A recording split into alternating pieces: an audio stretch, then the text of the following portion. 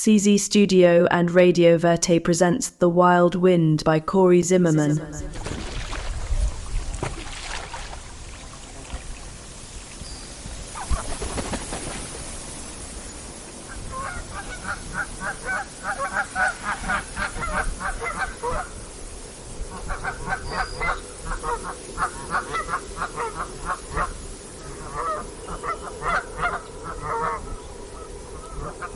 Chapter 2.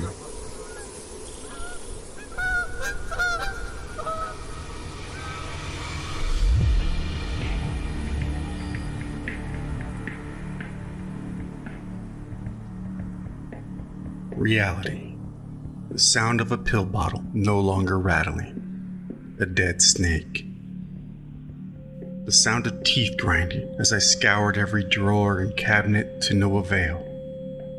The sound of scraping on the inside of the skull, nails dug deep into the bone. Reality. The sound of shattered mirrors and bloody knuckles. The sound of a pounding chest, dizziness and fear. The sound of ribs cracking with gut-wrenching heaves into a bucket. Squeaky springs, a mattress long soaked in haunted delirium. Metallic snakes slithering through the mind like razor blades. The mortal coil sprung from under the dry and cracked lifeless desert. The flesh-skidding tongue of a mountainous cat. Sheets of ice upon the turbulent river in late winter. Snowburnt eyes upon the tundra. Ears whistling like steam engines in an empty hollow. The tattered roof of an old farmhouse. Thin flesh tearing like tissue paper. Red, inflamed heat, rashes unable to bear the slightest touch of the soft cotton sheet, shed like the skin of a snake. Coiled up inside, I found only a battleground, a trench of stench and filth and misery, as all the songbirds knew long ago to flee, lost, not in control, disconnected from the existential umbilical cord, anchored to time and space. I desperately grasped onto my body, flesh I wanted more, to claw out from within. From midnight to dawn, rodents and bats preyed upon my weakest hours, and I prayed for a merciful death and welcomed the shadow in the corner of my eye. But when I asked who she was, she said, nobody. And when I asked what she wanted, she answered, nothing.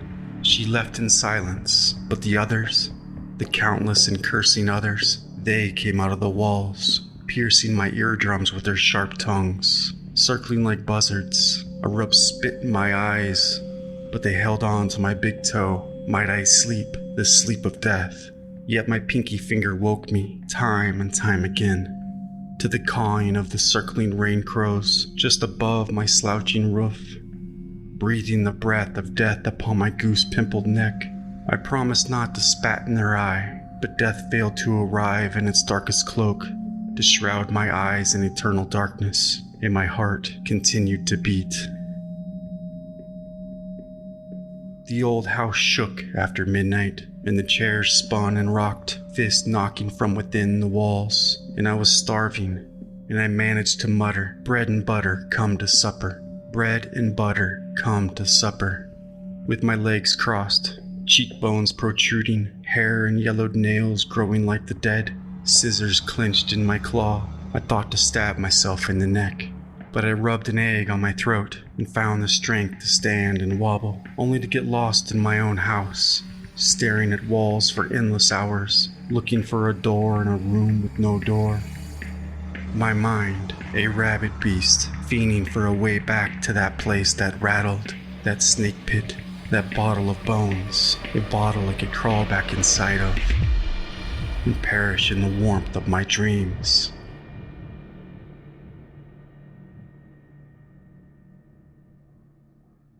Wicked nightmares, Old Scratch himself appearing with his coal black eyes and split tongue. I begged of the darkness, offering promises and deals, drawing a cross of soot upon my heart to appease him with no soul, with a soul of my own. He swallowed me whole, only to vomit me back up into the bucket, but I overflowed its edges and seeped deep between the boards of the floor.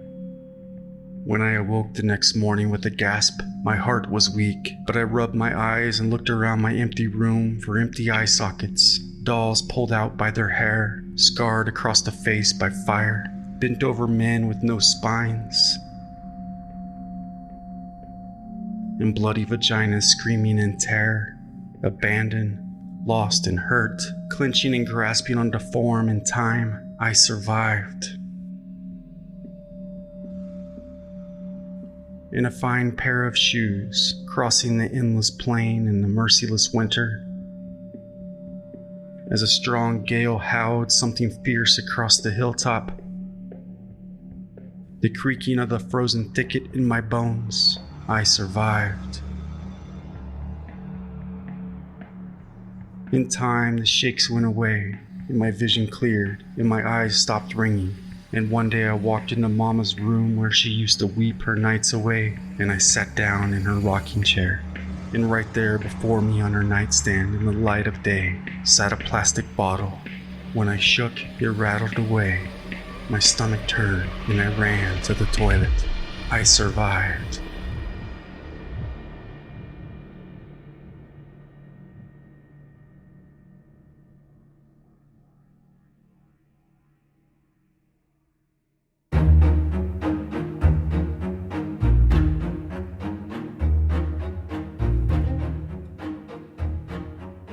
I made a pork roast and yanked out the dream bone, but I found no jam as I went to the pantry for bread. It had rained on the 2nd of June, and I knew the blackberry bushes must be full, so I popped 3 yellow ones, oval, along with a small piece of salted pork to prevent seasickness, and I set forth with a buckeye strung around my neck and Pa's hunting knife in hand, all the while being careful not to hit my right leg on the corner of the table.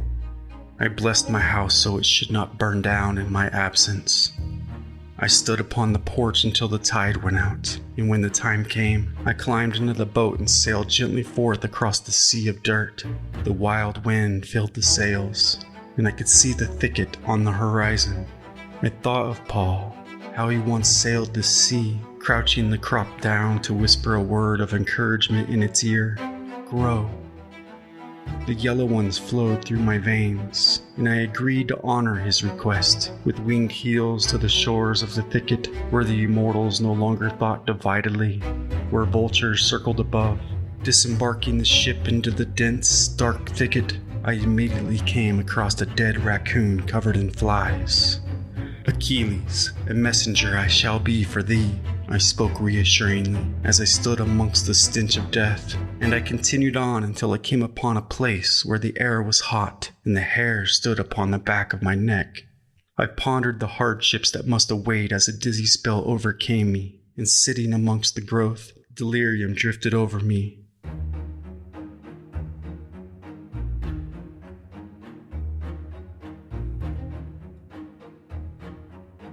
I awoke some time later to a woodpecker, and as I stood erect upon my tiny feet, the towering tree stood high above me in counsel, barking, "Woe be unto thee who thrashes the thicket without the purest of intentions."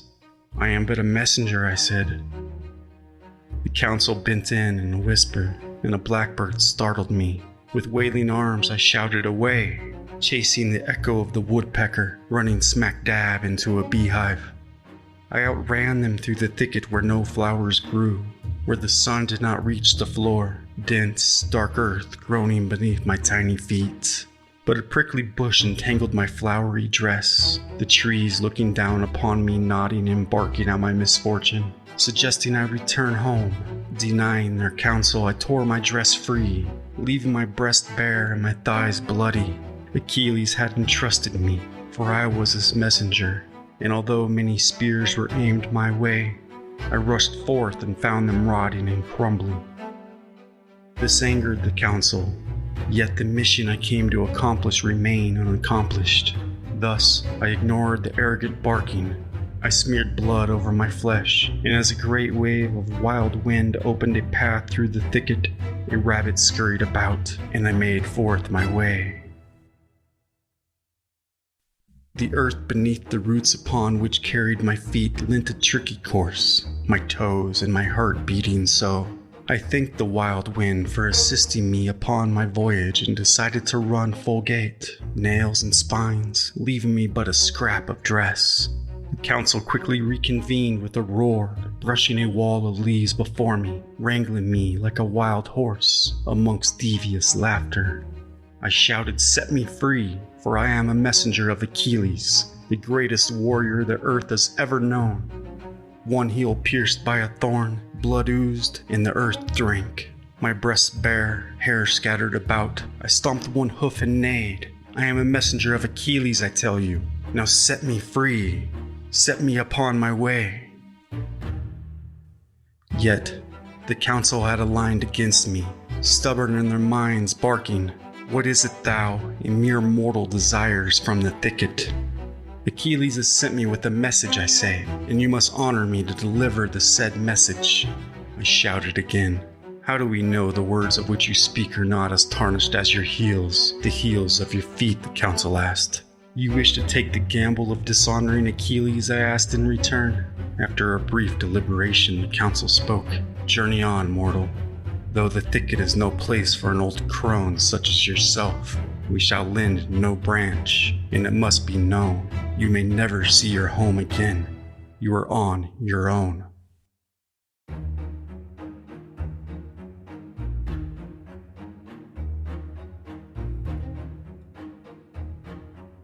But I warned them in return.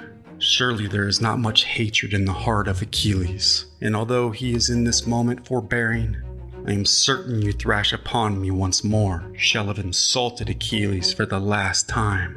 The council bowed, saying, "If you truly are a messenger of Achilles, there is not another mortal as honorable as thou to grace the thicket. May you be on your way, and you shall not be thrashed upon again. Go in peace now, deliver the said message, and seize your reward. Return home gloriously." I bowed and carried forth, promising, "Achilles will not forget your grace, immortal ones." Carrying forth, I came upon the most beautiful oak tree, around which flowed a stream of Olympiad water, from where a black serpent, spotted on the back, appeared from below the surface, and disappeared beneath the roots of the oak, slithering upon the trunk of a tree for a young sparrow on the topmost branch, singing in hunger. I spotted 7 in number in the nest above, the mother swooping down to deliver dinner, the youngest ones desperately devouring the worm she provided as she fluttered about. To her horror, the serpent seized one by its wing as it cried out. Astonished at what happened, I cried out to the immortal ones, "Why do you remain silent as this serpent has devoured this young sparrow?" There were 8, including the mother who simply brought food for her young, now only 7 in total. Why must you stand tall with pride, yet let war wage amongst the thicket? The council responded, "A serpent eats but once a month, my dear. Shall we starve them of but a single sparrow, who daily eats a worm, while for the mother sick shall remain?" I sighed with sorrow as I laid eyes upon a deer skull in the growth. I lifted it carefully and held it in my hands, realizing a skull is nothing more than a thing, an object, unanimated, never to float through space nor time upon a pair of shoulders again. A skull simply lies upon the ground or sits on the bookshelf of a scholar, never to move without the hand of York. Death is but a transformation from a head into a thing, a possession, a bookend, a stage prop. Yet only if one's skull is fortunate enough to surface from a shallow grave due to wind and rain, or an earthquake in some 1,000 years, left to bleach in the sun, and held by the gentle hands of an archaeologist, pondered by the mind of a scholar on the meaning of death, adorned by a poet in search of the words of mortality, or sniffed out and gnawed upon by the slubbery jaws of a mangy coyote.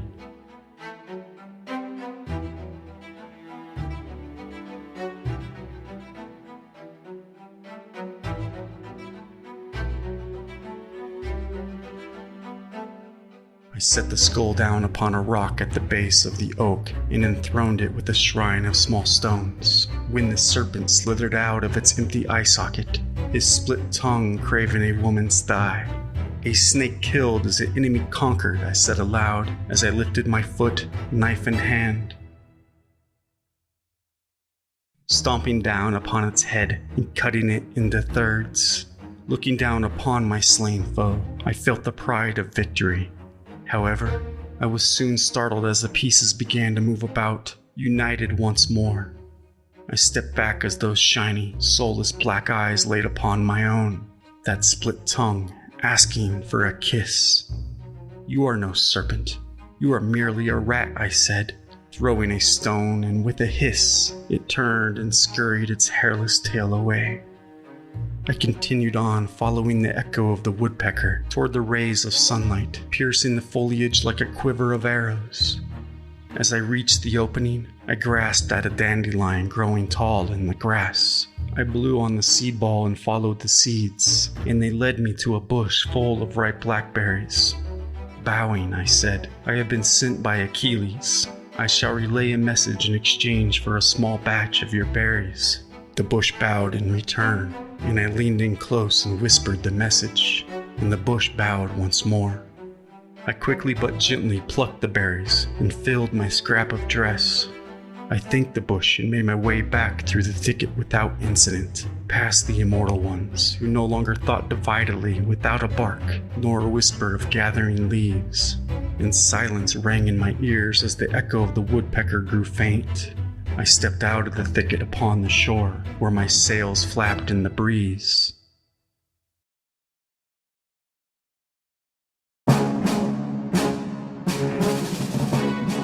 Triumph. Victory no longer impending. Back in the kitchen of the farmhouse, bare-chested and bloody, I crushed the blackberries in a pot with my hands. Above a crackling fire, I worried not, adding half a bag of sugar and stirring the mixture with a spoon made of the bones of those who stood tall. Impatient and drooling, not waiting for the jam to cool, I spread it on a slice of bread with Pa's knife and seized the prize of the thicket with my teeth.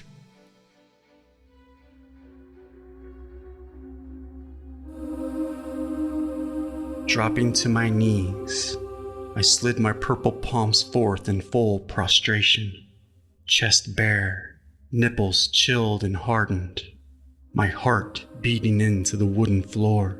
With teeth full of seeds, I threw my head back spine arched and spoke to the great Achilles.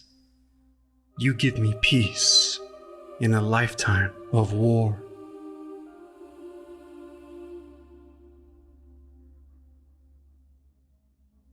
And what of his message, you ask? A message is for whom a message is heard.